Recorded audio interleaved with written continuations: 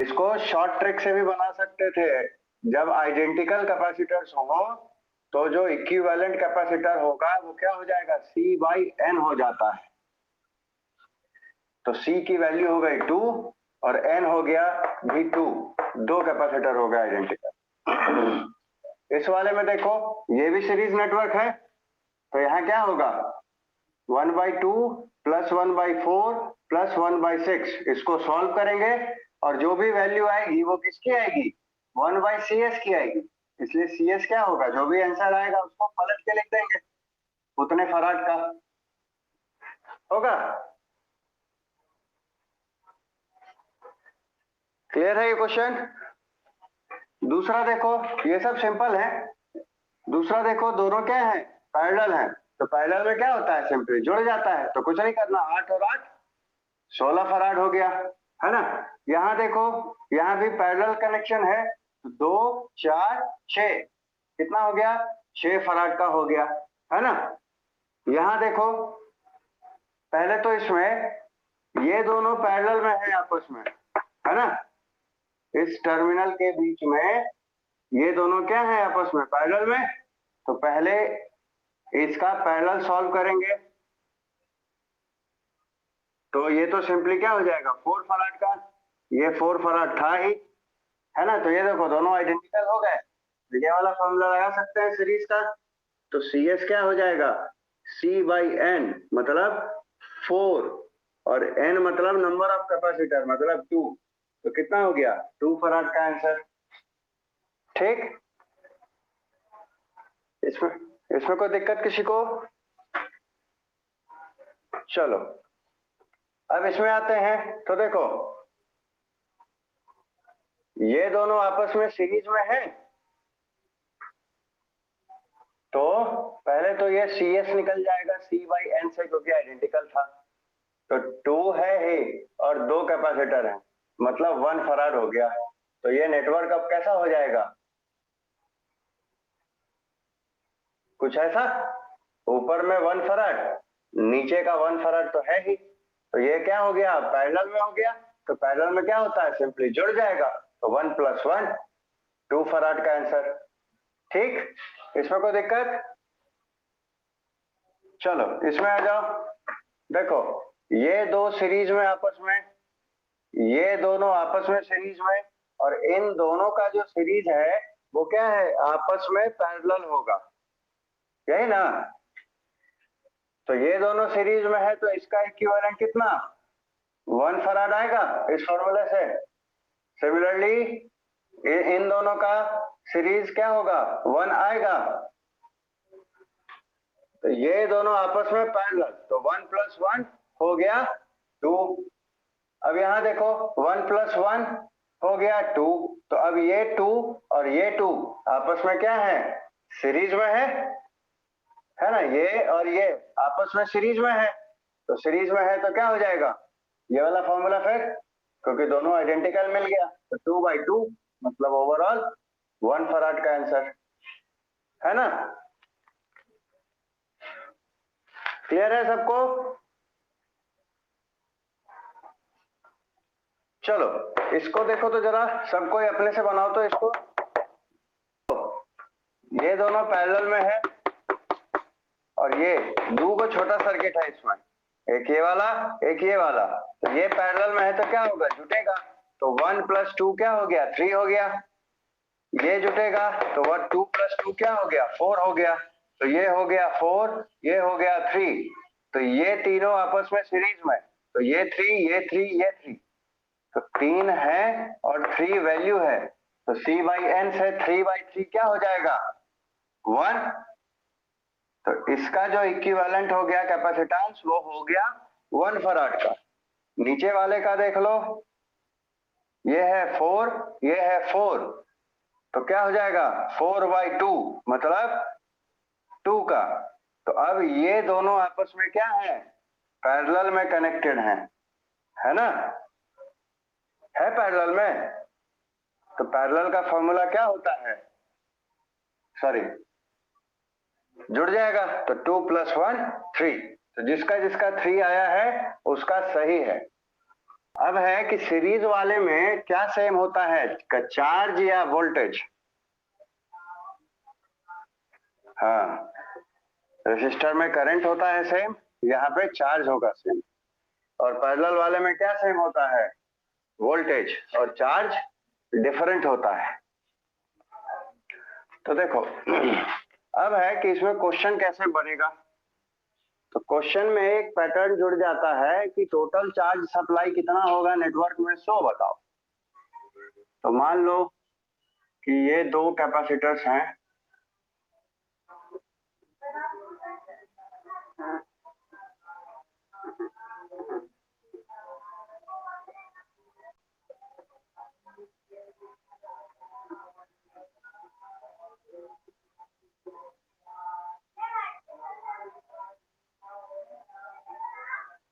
ये 10 वोल्ट की सप्लाई है,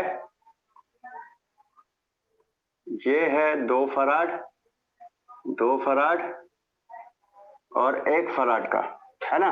तो सवाल पूछेगा, मान लो कि total charge supplied by cell कितना, है ना। तो कैसे निकालेंगे, तो पहले स्टेप में हम इक्विवेलेंट कैपेसिटेंस निकालेंगे, ठीक है। तो कैसे निकलेगा देखो, पहले ये दोनों सीरीज में सॉल्व होंगे, 2 और 2 है, तो 2 C/N से 2/2 1 फराड हो जाएगा ये, है ना। उसका नीचे 1 फराड था, तो ये और ये आपस में क्या है, पैरेलल में, तो हो जाएगा, जुड़ जाएगा ये। तो ये कितना हो जाएगा, सिंपली 2 फराड का होगा। चलो अब सेकेंड स्टेप में हम फॉर्मूला यूज कर लेंगे, Q is equal to CV। तो यहां C की जगह आ जाएगा इक्विवेलेंट कैपेसिटेंस, ठीक है। क्या आएगा, इक्विवेलेंट कैपेसिटेंस आ जाएगा इस फॉर्मूले में। तो चार्ज सप्लाइड क्या हो जाएगा, 2 फराड और इंटू 10, कितना हो गया, 20 कूलम्ब का, है ना। इसमें कोई दिक्कत? अब देखो, अब इसमें एक और सवाल बीच में घुसेड़ देता है कि इंडिविजुअल पे चार्ज कितना स्टोर हुआ, सो बताओ। ये तो चलो टोटल चार्ज सप्लाइड है, इंडिविजुअल कैपेसिटर पे चार्ज सप्लाई कितना होगा, चार्ज स्टोर्ड, वो कैसे पता करेंगे। तो सबसे पहले वोल्टेज डिस्ट्रीब्यूशन देख लो, क्योंकि ये दोनों क्या है, पैरेलल में है। तो इस ब्रांच पे जो वोल्टेज होगा और इस ब्रांच पे जो वोल्टेज होगा वो क्या होगा, सप्लाई वोल्टेज के बराबर होगा। तो इस पे भी वोल्टेज कितना होगा, 10 वोल्ट का। दूसरी बात, जो चार्ज होगा वो क्या होगा, बटेगा, इस पे Q1 चला जाएगा, इस पे Q2 चला जाएगा, ये चार्ज बढ़ जाएगा दो हिस्से में, ऊपर वाली ब्रांच में Q1 बट गया, नीचे वाले ब्रांच में Q2 बट गया, यही ना। तो देखो Q2 निकालना आसान है, Q2 जो है वो क्या हो जाएगा, C इंटू V से, C इंटू V से 1 इंटू 10, 10 कूलम, मतलब जो टोटल 20 कूलम का चार्ज सप्लाई गया था उसमें से 10 कूलम इस पे आ गया, तो बचा कितना, ये भी 10, है ना। अब चूंकि सीरीज की खासियत क्या होती है कि चार्ज सेम होता है, तो इस पे भी 10 कूलम जाएगा, इस पे भी 10 कूलम जाएगा, ठीक है, क्लियर है।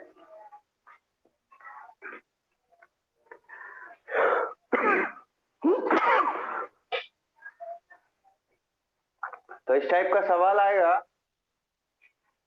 तो बन जाएगा।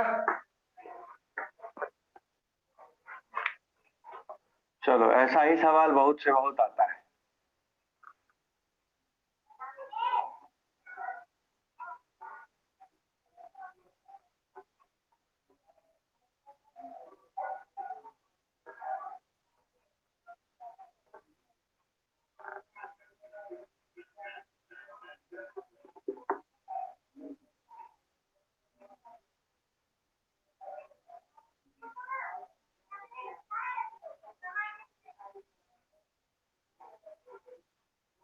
ये कैपेसिटेंस का वैल्यू दिया हुआ है ना, 333 और इस पे है 4, है ना।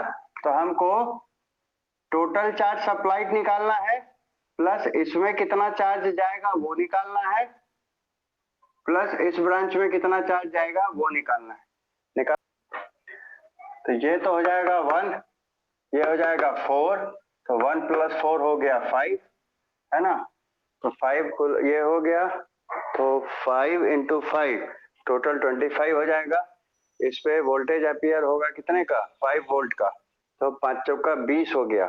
तो इस पे 20 कूलम चला जाएगा और इनमें 5-5 कूलम हो जाएगा तीनों पे, यही ना।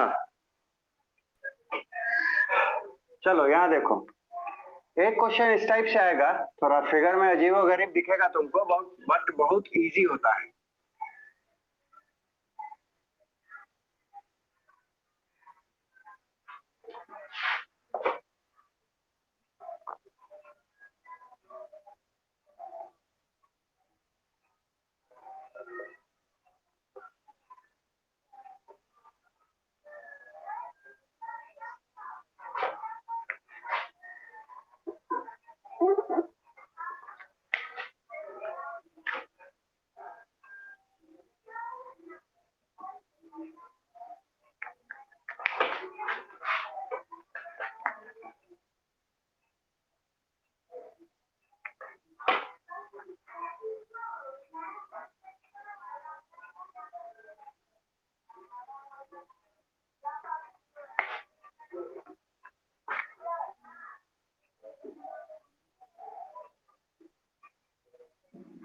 ये कुछ इस टाइप से फिगर दिया रहेगा कैपेसिटर का, ये दोनों टर्मिनल हो गए, है ना, और बोल देगा कि बीच में डाइलेक्ट्रिक भरे हैं। एक बार डाइलेक्ट्रिक इस तरह से कि इसका है ε1 और इसका है ε2। बुक्स में तुमको K1 K2 भी दिखेगा, यहाँ ε1 यहाँ ε2, है ना। तो सबसे पहले तो हमको समझना होगा कि इनकी वैल्यूज क्या होगी। तो यहाँ पे हम फॉर्मूला यूज करेंगे कैपेसिटेंस का, ε1 × ε0 A/D वाला, है ना। तो देखो ध्यान से समझना इस क्वेश्चन को, सिर्फ देखने में अजीब है, बाकी इजी होता है ये क्वेश्चन। कैपेसिटर का फॉर्मूला क्या होता है, डाइलेक्ट्रिक अगर हो तो εr ε0 A/D, है ना। तो अगर क्रॉस सेक्शन प्लेट का एरिया A है और टोटल थिकनेस अगर D था, तो आधा थिकनेस कितना होगा, मान लो आधा आधा भरा हुआ है, तो D/2 है ना। सिमिलरली यहाँ पे टोटल थिकनेस तो D है, लेकिन एरिया जो है वो क्या हो गया, आधा आधा बट गया, है ना। तो यूजिंग दिस फॉर्मूला, देखो इसमें क्या है, एक के बाद एक लेयर है ना, तो ये जो है सीरीज कॉम्बिनेशन होगा दो कैपेसिटर्स का, ठीक। ये C1 ये C2, इसमें दाएं बाएं है ना, तो ये जो है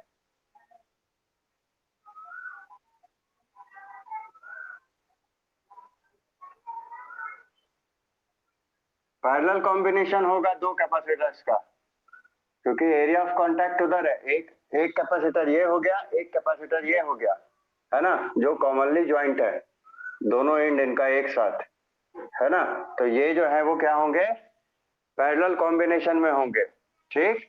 और जिसमें डाइलेक्ट्रिक आधा आधी बीचों बीच भरा है वो कैसा होगा, सीरीज कॉम्बिनेशन होगा। इस बात में कोई दिक्कत किसी को,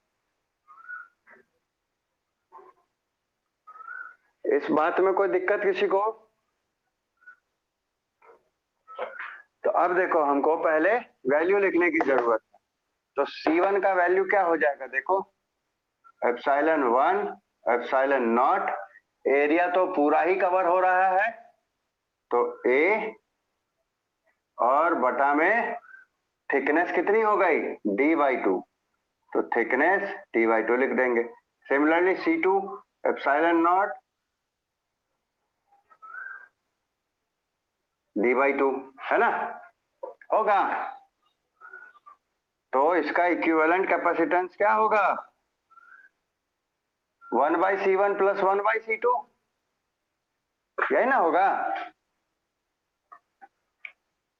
तो ये 2 ऊपर चला जाएगा तो epsilon r epsilon not a/d लिख सकते हैं। 2 ऊपर चला जाएगा तो 2 epsilon r epsilon not a/d लिख सकते हैं, है ना।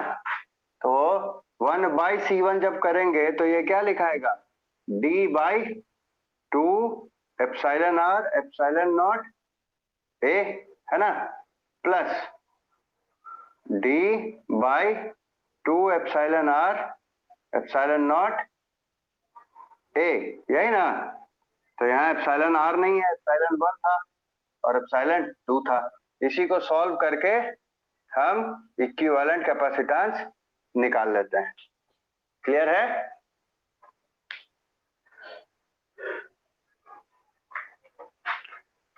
क्लियर है सबको?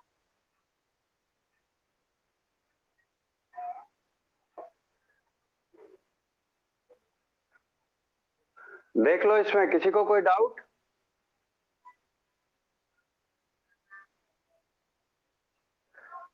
कोई डाउट किसी को? ठीक, चलो अब इसमें आते हैं। यहाँ पैरेलल कॉम्बिनेशन है ना। तो पहले तो वैल्यू लिख लेते हैं। C1 की वैल्यू क्या हो जाएगी, epsilon 1 into epsilon not, area आधा हो गया तो हो जाएगा a/2 बटा में d। तो हो जाएगा ये simply epsilon not epsilon a और बटा में 2d। ये क्या हो जाएगा, एप्सिलॉन 2 तो एप्सिलॉन 2 एप्सिलॉन नॉट a/2d, है ना। तो इस केस में इक्विवेलेंट कैपेसिटेंस कितना होगा, क्योंकि पैरेलल है तो दोनों क्या होंगे, जुट जाएंगे, है ना। तो देख लो जो कॉमन निकल सकता है निकाल लो। Epsilon naught a/2d, epsilon naught a/2d वो तो सब में है, अंदर क्या बच जाएगा, एप्सिलॉन 1 और एप्सिलॉन 2। तो हो जाएगा epsilon 1 plus epsilon 2 into epsilon naught a/2d। ये हो गया इक्विवेलेंट। क्लियर है?